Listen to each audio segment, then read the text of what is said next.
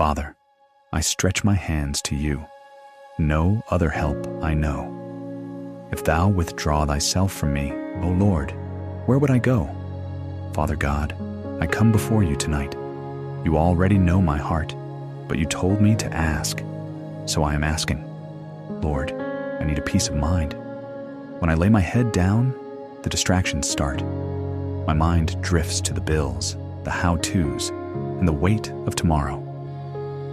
I'm asking you to quiet those thoughts. Make me sleep, Lord.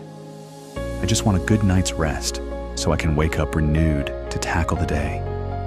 And Father, you feel the aches and the pains in this body. You see how hard it is just to turn over at night. I ask for your hand to touch my kidneys, my heart, my lungs, and my blood vessels. Let my blood run free and healthy. I know you have the power to heal. I know you have the power to give me peace. Thank you, Jesus, for your mercies. I rest everything, my health, my finances, and my sleep into your hands. In the name of Jesus, amen.